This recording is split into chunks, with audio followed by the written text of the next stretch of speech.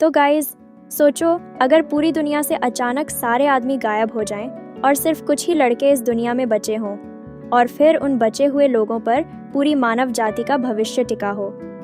आज की इस कहानी में हम देखने वाले हैं एक ऐसी ही खतरनाक और अजीब दुनिया जहां हमारा मेन कैरेक्टर रीटो अचानक खुद को फ्यूचर की एक ऐसी दुनिया में पाता है जो पहले जैसी बिल्कुल भी नहीं रही। कहानी की शुरुआत होती है एक बेहद हाई टेक कमरे से, जहां एक लड़की रीटो को लेकर जाती है। रीटो पूरी तरह कंफ्यूज था और समझ ही नहीं पा रहा था कि आखिर उसके साथ हो क्या रहा है। वो लड़की उसे एक अलग कमरे में ले जाती है, जहां सामने एक बड़ा सा डबल साइडेड ग्लास लगा होता है। लेकिन जैसे ही दूसरी तरफ का पर्दा हटता है, रीटो पूरी तरह शॉक हो जाता है। उसके सामने बहुत सारी महिलाएं खड़ी थीं, जो उसे देखकर बेहद एक्साइटेड दिखाई दे रही थीं। रीटो समझ ही नहीं पा रहा था कि आखिर ये सब क्या हो रहा है। और तभी हमें बताया जाता है कि अब साल 2040 चल रहा है। दुनिया टेक्नोलॉजी में इतनी आगे बढ़ चुकी है कि ज़्यादातर काम अब एआई संभाल रहा है। लोगों को काम करने की भी ज़रूरत नहीं रही। अगर कोई चाहे तो आराम से पूरी ज़िंदगी घर पर रह सकता है। लेकिन इस एडवांस दुनिया में भी रीटो की ज़िंदगी आसान नहीं थी। वो एक मेडिकल स्टूडेंट था और डॉक्टर बनना चाहता था, लेकिन वह खुद एक ऐसी बीमारी से जूझ रहा था जिसका अभी तक कोई इलाज नहीं मिला था। हालांकि एक टेक्नोलॉजी थी, कोल्ड स्लीप, यानी इंसान को लंबे समय तक सुलाकर रखना जब तक इलाज न मिल जाए। और इसी वजह से रीटो को 5 साल के लिए हाइबरनेशन में भेजा जाने वाला था। अपने आखिरी दिन रीटो अपनी बचपन की दोस्त एरिसा से अपने दिल की बात कहने का फैसला करता है, लेकिन उसने ये बात कहने में बहुत देर कर दी थी। एरिसा अचानक हुई इस बात से कुछ जवाब ही नहीं दे पाती। हालांकि रीटो भी समझता था कि वो उससे 5 साल इंतज़ार करने को नहीं कह सकता। इसके बाद रीटो अस्पताल पहुंचता है, जहां उसके बड़े भाई रियू और छोटी बहन माहिरू उसे विदा करने आते हैं। यही उसके परिवार के आखिरी लोग थे। और तभी अचानक एरिसा भी वहां पहुंच जाती है। इससे रीटो समझ जाता है कि शायद एरिसा भी उसे पसंद करती थी। रीटो अपना लॉकेट एरिसा को देकर भविष्य की ओर बढ़ जाता है। फिर प्रक्रिया शुरू होती है। रीटो को एक खास कंटेनर में रखा जाता है। धीरे धीरे उसके आसपास की आवाज़ें धुंधली होने लगती हैं और बेहोश होने से पहले उसे हल्के से एरिसा की आवाज़ सुनाई देती है कि वो उसका इंतज़ार करेगी। इसके बाद रीटो की आंख खुलती है 5 साल बाद। लेकिन अब सब कुछ बदल चुका था। उसके आसपास सिर्फ महिला नर्सें थीं जो उसे देखकर अजीब तरीके से बिहेव कर रही थीं। उसी समय एक पर्पल हेयर वाली लड़की उसके पास आती है, जिसका नाम मीरा था। मीरा उसे बताती है कि अब साल 2045 है। रीटो पूरे 5 साल सोता रहा। मीरा उसे डॉक्टर के पास ले जाती है, लेकिन जब रीटो अपने पुराने डॉक्टर के बारे में पूछता है तो उसे पता चलता है कि वो अब इस दुनिया में नहीं रहे। रीटो धीरे धीरे समझने लगता है कि दुनिया में कुछ बहुत बड़ा हो चुका है।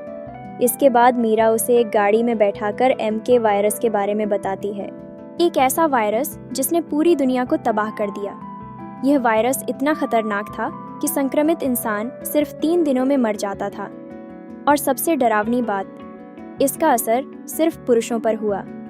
दुनिया की आधी आबादी खत्म हो चुकी थी।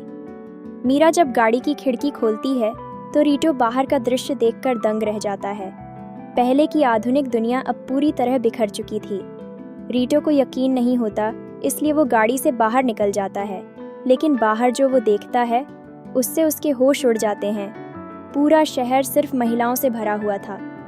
एक भी आदमी दिखाई नहीं दे रहा था। दुनिया अब पूरी तरह बदल चुकी थी। कुछ महिलाएं रीटो को देखकर उसकी तरफ दौड़ने लगती हैं, इसलिए मीरा और उसके गार्ड्स तुरंत उसकी सुरक्षा करने लगते हैं। तब मीरा उसे पूरी सच्चाई बताती है।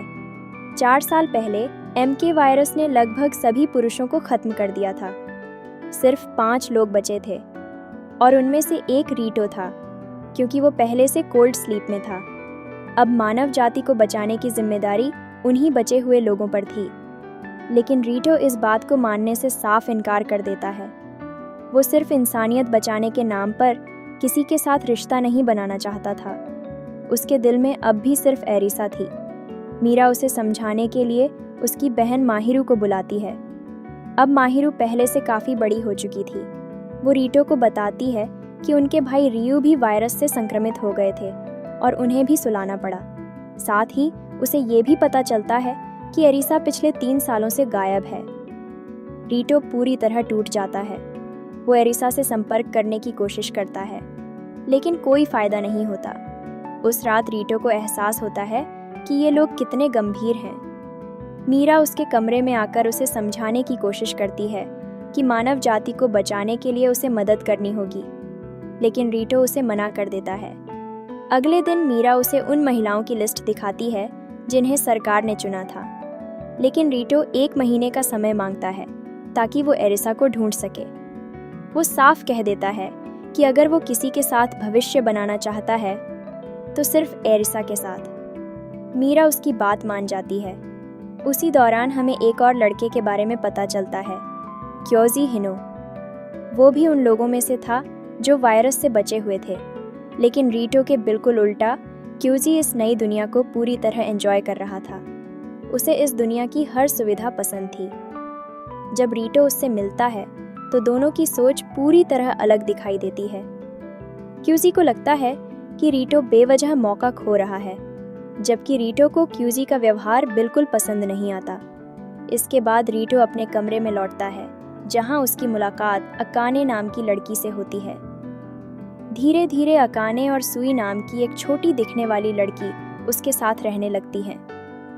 इनमें से एक उसकी बॉडीगार्ड थी और दूसरी उसकी नर्स। अगले दिन ये सब लोग एरिसा की पुरानी लैब में जाते हैं, जहां वो MK वायरस का इलाज ढूंढ रही थी। लेकिन तभी अचानक एक रहस्यमयी महिला वहां एक खतरनाक भालू छोड़ देती है।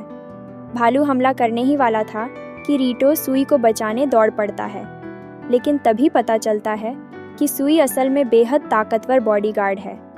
वो एक ही वार में भालू को खत्म कर देती है। इसके बाद रीटो को पता चलता है कि एरिसा वायरस का इलाज खोजने के बेहद करीब पहुंच चुकी थी। इसलिए रीटो फैसला करता है कि वो उसका अधूरा काम पूरा करेगा। वो न्यूज़ पर आकर दुनिया से वादा करता है कि वो इलाज खोजने की कोशिश करेगा, लेकिन उसी रात उसे एरिसा के पुराने टेडी बियर में एक रिकॉर्डेड मैसेज मिलता है। उस मैसेज में एरिसा बताती है कि MK वायरस कोई प्राकृतिक बीमारी नहीं, बल्कि इंसानों द्वारा बनाया गया एक बायोलॉजिकल हथियार था। रीटो ये सच्चाई फिलहाल किसी को नहीं बताता, क्योंकि उसे समझ नहीं आता कि आखिर भरोसा किस पर किया जाए। उधर दूसरी तरफ कुछ रहस्यमयी महिलाएं मीटिंग कर रही थीं। ऐसा लग रहा था जैसे इस पूरी दुनिया के पीछे उन्हीं का हाथ हो। उन्हें लगता है कि रीटो उनके प्लान के लिए खतरा बन सकता है। इसीलिए वो एक और आदमी को जगाने का फैसला करती हैं। और अब कहानी हमें वापस 2040 में ले जाती है, जहां हमारा दूसरा मेन कैरेक्टर शोटा दोई दिखाई देता है। वो एक शांत और अकेला रहने वाला लड़का था, जिसे स्कूल में हर कोई परेशान करता था, खासकर ताकामात्सु और उसकी गर्लफ्रेंड एरिसा। दोनों मिलकर शोटा को बहुत तंग करते थे।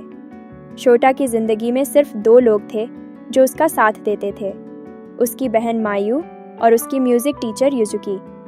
लेकिन फिर शोटा भी उसी बीमारी का शिकार हो जाता है और उसे भी कोल्ड स्लीप में भेज दिया जाता है।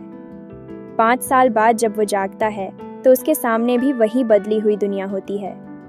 उसकी देखभाल कैरेन नाम की महिला करती है, जो उसे MK वायरस के बारे में सब कुछ बताती है। लेकिन हैरानी की बात ये थी कि शोटा इस नई दुनिया को काफ़ी जल्दी स्वीकार कर लेता है।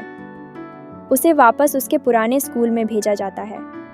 पहले तो वो डर जाता है, लेकिन फिर सोचता है कि शायद उसके बुलीज अब इस दुनिया में नहीं होंगे। हालांकि शोटा आज भी वैसा ही इंट्रोवर्ट था जैसा पहले था। बस फ़र्क इतना था कि अब स्कूल में वो अकेला लड़का था। उसकी टीचर युजुकी अब भी जिंदा थी और वो शोटा की काफ़ी परवाह करती थी। धीरे धीरे शोटा की ज़िंदगी इस नई दुनिया में आगे बढ़ने लगती है। दूसरी तरफ कैरेन अपने सुपीरियर्स को रिपोर्ट देती है कि शोटा अच्छी तरह एडजस्ट कर रहा है। फिर वो एक और बड़ा राज बताती है। स्कूल की सभी लड़कियों को अभी तक यही लगता है कि शोटा दुनिया का आखिरी लड़का है, और इसी वजह से उसके आसपास का माहौल और भी अजीब होता जा रहा था। तो गाइस, फिलहाल कहानी यहीं तक थी। अगर आपको ये साइंस फिक्शन और मिस्ट्री से भरी कहानी पसंद आई हो तो वीडियो को लाइक ज़रूर करना और बताना कि क्या इसका अगला पार्ट भी चाहिए या नहीं। मिलते हैं अगली वीडियो में। तब तक के लिए take care and good bye.